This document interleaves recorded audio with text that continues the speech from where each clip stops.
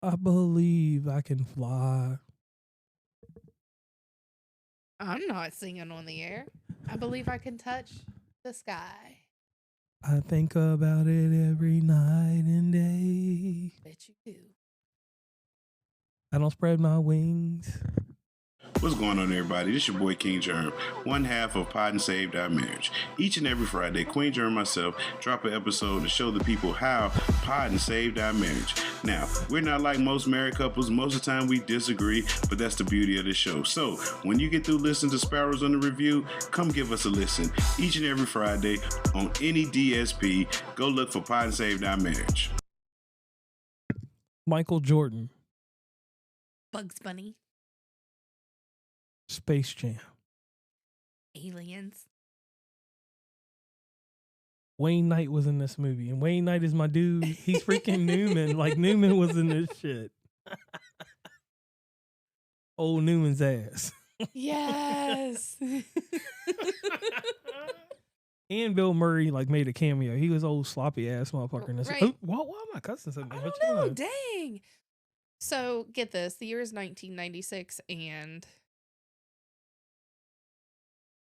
you hear Michael Jordan is going to be in a movie. How did that make you feel?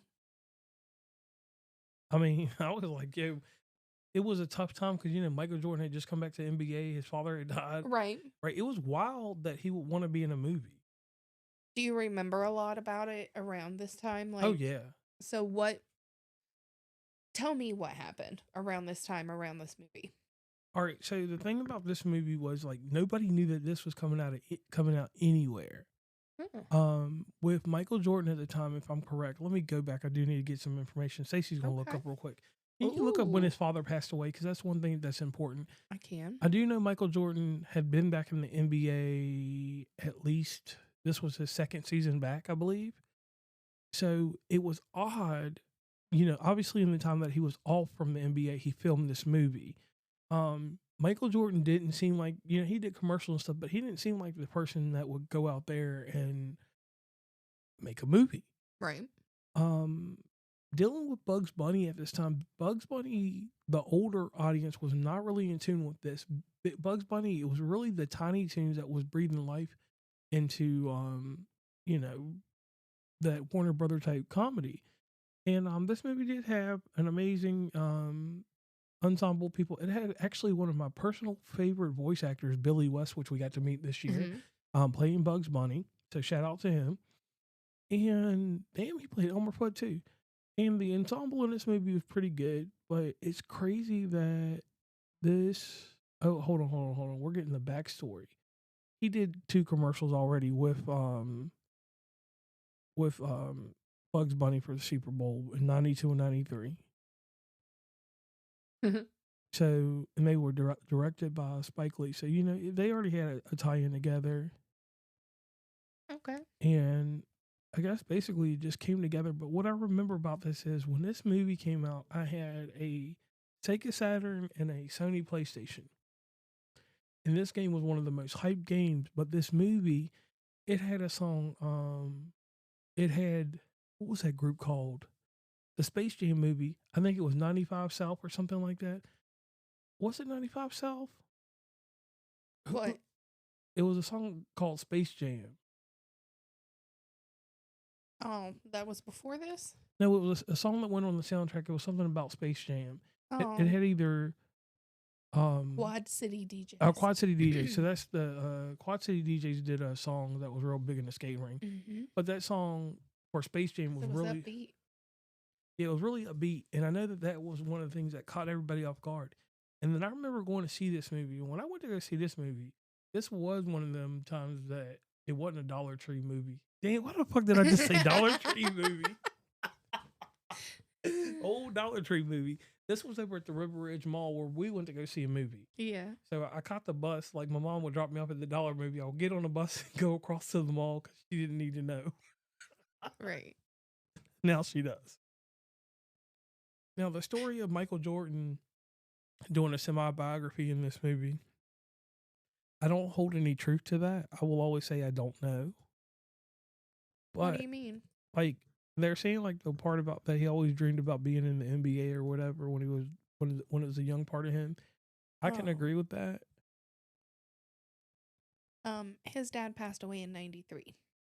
All right, so he was back in the NBA by this time, but he was a different Michael Jordan at this time. Mhm. This was the greatest era of Michael Jordan after Okay. this. This is when he personified his name, I would say. He was probably him and Wayne Gretzky were probably the biggest athletes in the world at that time. Like, you knew they were both considered the great one. Matter of fact, Wayne Gretzky was called the great one. Mhm. And this movie was wild because like the themes in it, you couldn't get away with it now. And then sadly though, and I am going to say sadly, this movie had another movie made after it that I will not give any acknowledgement to. Well, no, we'll talk real fast. Just a quick thingy. So it was done in 21, and they wanted to do the most relevant sports or basketball player right then, and that was LeBron James. Everybody was talking about him, and I mean they're still talking about him right now, especially with his son joining basketball. But it was terrible in my opinion. That show was horrible. Hey, Yep. look, this is how you know your movie's bad.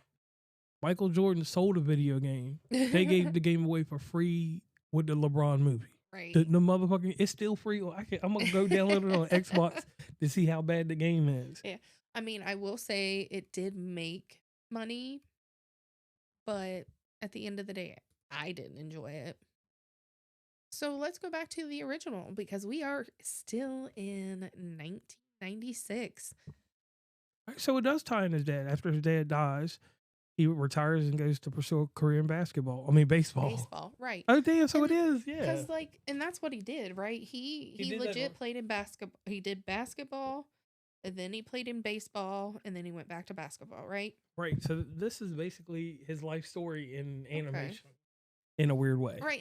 And it kind of, it made me feel for him in some type of way. It gave those, damn, it's like my dad dies, and the only way for me to,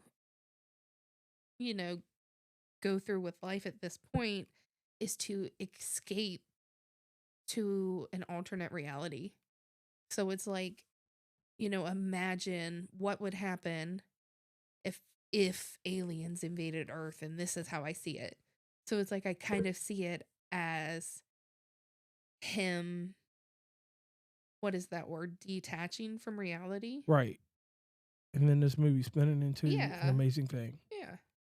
Now, what I will say here is this movie was a very great movie. And I will say this. I was deeply impressed with this movie as a Mhm. kid. Getting to watch it later, I went on to love it. But there's something else that goes on beyond this movie. This movie had a soundtrack. And this movie soundtrack went 6 times platinum. And a disgraced R&B artist, I'm not going to call him disgraced. I'm going to just call him who he is because he did make a song that is still revolutionary to this day. No matter what he did, I'm not agreeing Right. or disagreeing. Pull the politics out. It's still good music. The musical artist I'm speaking about is R. Kelly. I Believe I Can Fly. Yes. I Believe I Can Fly became the biggest song across regular radio, Christian radio, wherever. People still sing it today. It is the inspiration, aspiration, whatever inspiration you want to put on it. Right. This is a song of uplifting. And I can't take anything away from the movie, but what I can say is that this song here solidified that soundtrack. I Mhm. remember I went and bought the soundtrack, put it on the CD player, put it on the CD burner, put it wherever, and everybody had a copy of it. Yeah. Because we had to have that song.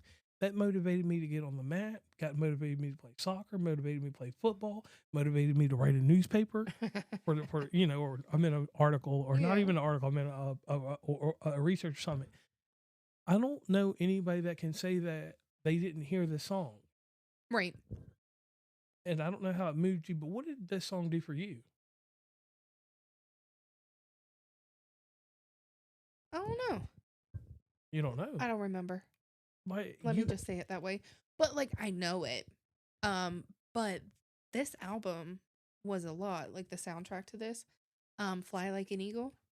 Obviously that's in my head all the time. Yeah, and the cover by Seal, like him covering it. And Yeah. Seal was real famous. Right. Before this, he did a song called Kiss from a Rose on the Batman soundtrack. And then Space Jam, the song. Yeah. It was real catchy. Right.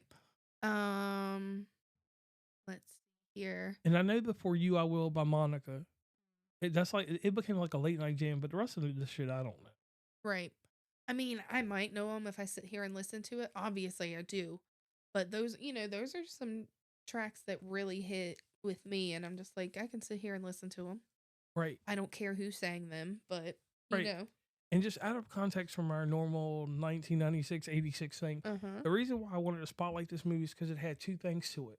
The movie and the soundtrack. You don't always get that unless you're maybe a Titanic movie or something like that. And, it follows these lines. So not to go too far into... Go ahead. I like how they represented the music properly. Because, I don't pay a lot of attention to that. But I like seeing... you have Michael Jordan, and then you have all of these artists. Like, I like how they're represented. Okay. Does that make sense? Yeah. Like, I feel like they go really good together. Right. I can agree with that. And I'll say, like, overall, this, like, the movie was what it was. Like, I'm not going to say it was a bad movie. I'm going to just say that if you've seen Roger Rabbit and you did a comparison between them, you'll be like, hey, they upgraded from Roger Rabbit or Cool World. And if you haven't seen Cool World, then you won't know how to compare this movie. Doing live action with cartoons in it is a wild thing. So I want to say thank you to them for doing this, because that's a lot of work they had to do to do this. I mean, I liked the movie. I know I enjoyed it. Okay. But then again, it was a 96 movie, so I was old enough to watch it, remember it, stuff like that. Okay. So yeah, it's one of those films, like, you seen it. You watched it. It was cool. Right. So on that note, I want to say this is a movie that's in my top 100. Okay. I'm not going to give it my 20 or 50 because it goes somewhere in there because it's a catalog. I don't think it's made it to the Smithsonian or anything like that, but okay. It does hold some chops here. And before Stacey gets into any analytical business, I was going to scroll up here and tell y'all the one little bit that was interesting to me about this movie. And also in this movie, you do get to see a lot of basketball players and things like that. What was an interesting thing for me? This movie, for a while, was the highest grossing basketball film until 2022. Who dethroned it? I don't know. Let me go see. Okay. So, did we talk about money? No. Okay. Well, I'm already down to critical response.